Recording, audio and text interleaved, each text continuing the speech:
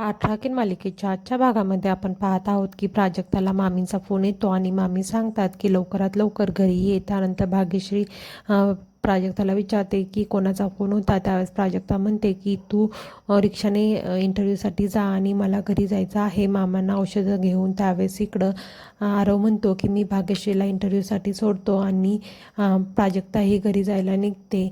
त्यानंतर इकडं सुलोचना या प्राजक्ताची वाट पाहत थांबलेल्या असतात आणि म्हणतात की आज प्राजक्ताच्या घराला ताला लागला, त्यानंतर आता तिचं या घरामध्ये स्वागत आहे. त्यासाठीच मी प्राजक्ताची वाट पाहत आहे. आणि जेव्हा देव एक दार बंद करतं त्यावेळेस दुसरं दार हे नेहमीच ओपन करतं. आणि आता प्राजक्ता आणि आलोकचं लग्न होण्यापासून कोणीच अडवत नाही. तेवढ्यामध्ये तिथं आलोक येतो आणि त्यानंतर इकडं प्रीती ही आलोकचा व्हिडिओ काढते आणि मग इथे आलोक म्हणतो की तुला माहीत आहे ना माझा अँगर इश्यू, आणि तू एका मुलीचं आयुष्य कशाला बर्बाद करत आहेस. आणि जरी मी आरव आणि छोट्या आईंना किती जरी लाड करत असलो तरीही काही वेळेस मी त्यांच्यावरती ओरडतो. आणि जर एखादी मुलगी माझ्या रूममध्ये माझ्यासमोर 24 तास राहणार असेल तर मी तिच्यावरती किती ओरडेल आणि आमचं कसं जमणार. आणि त्यानंतर इकडं सुलोचना म्हणतात की लग्न हे खूप चांगलं असतं आणि आपल्या जीवनाला कलाटणी देतं. त्यावेळेस आलोक म्हणतो की मला माहीत आहे तुझं आणि बाबांचंही काय सुरू आहे. त्यावेळेस सुलोचना म्हणते की आमचं आणखीनही लग्न जोडूनच आहे. त्यावेळेस इकडं आलोक म्हणतो की मी पाहत आलेला आहे आणि मला माहीत आहे फक्त जोडलेला आहे. प्लास्टिक ही चांगलंच असतं पण त्याच्यामध्ये जीव नसतो. आणि त्यावेळेस आलोक म्हणतो की लग्न हे यशस्वी व्हायला हवं.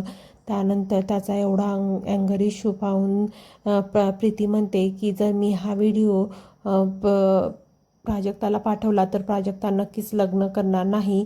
आणि त्यानंतर इकडं आलोक म्हणतो की माझ्या लग्नाचा तू विचार करू नको आणि मी माझ्या लग्नाचा डिसिजन मी घेईल. आणि तू माझी जन्मदाती आई असलीस तरी पण मी विसरून जाईल की तू माझी आई आहेस आणि तुझा आणि माझा काहीच संबंध राहणार नाही. त्यानंतर इकडं आरव हा रागारागाने तिथून निघून जातो.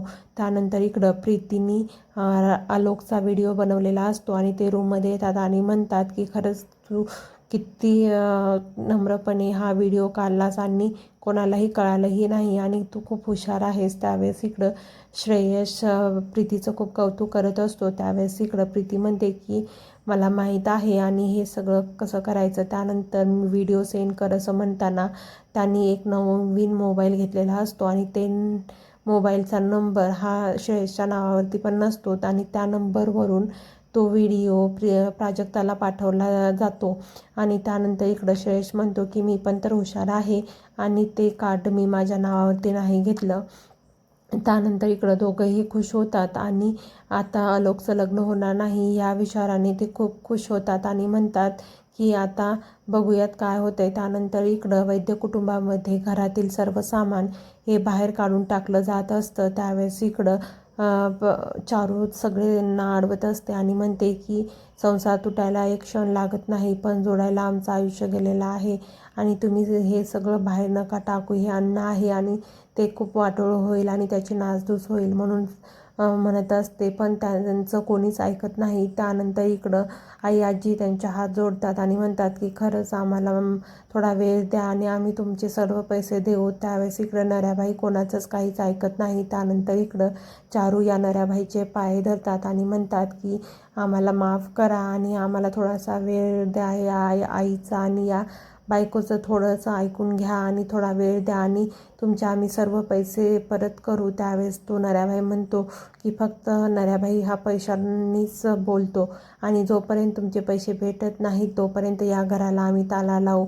आणि तेवढ्यामध्ये तो नऱ्याबाई हा काहीच ऐकत नाही आणि मामींना तिथून धक्का मारून हाकलून लावतो. तेवढ्या तिथं प्राजक्ता येते आणि मामींना पकडते. त्यावेळेस तिकडं मामी प्राजक्ताला म्हणतात की प्राजक्ता छान बरं झालं तू आलीस, आत्ताच तू मामांचा जीव वाचवला आहेस. आता या घरावरती खूप मोठं संकट आलं आहे आणि तू या घरालाही वाचव, मी तुझ्या पुढे हात जोडते.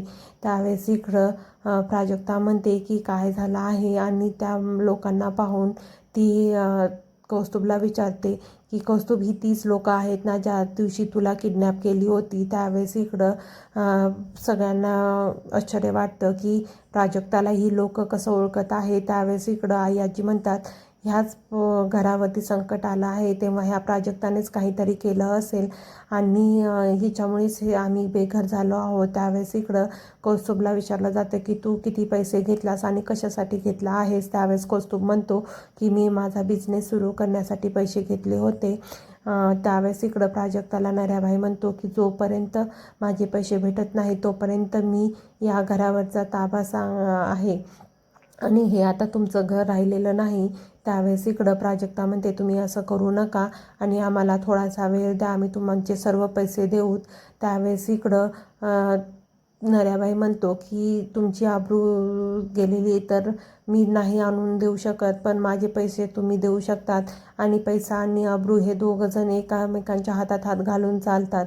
त्यावेळेस इकडं प्राजक्ताला नऱ्याबाई म्हणतो की मी काहीच ऐकू शकत नाही आणि त्या दिवशीच तू माझ्या वाटेत नडलीस आणि जो मला नडतो त्याचं मी तिथेच संपवतो आणि त्यानंतर तू आज माझ्यासमोर आलीस आणि आता यापुढे मी तुझं काही ऐकणार नाही. जोपर्यंत माझे पैसे भेटत नाहीत तोपर्यंत मी काहीच करू शकत नाही. आणि त्यानंतर इकडं नऱ्याबाई त्यांच्या माणसाला सांगतो की घराचा ताला द्या आणि त्यानंतर इकडं कुलूप आणि चावी घेऊन त्यांच्या घराला लॉक केलं जातं आणि तो नऱ्याबाई कोणाचंही काहीच ऐकत नाही. त्यानंतर इकडं सगळेजण म्हणतात की हे सगळं काय सुरू आहे आणि नऱ्याबाई म्हणतो की आता हे जोपर्यंत माझे पैसे भेटत नाही तोपर्यंत हे घर नऱ्याबाईचं आहे आणि घरात कुणी जाऊ शकत नाही. त्यानंतर तिथून नऱ्याबाई निघून जातो आणि इकडं सगळेजण बेघर होतात.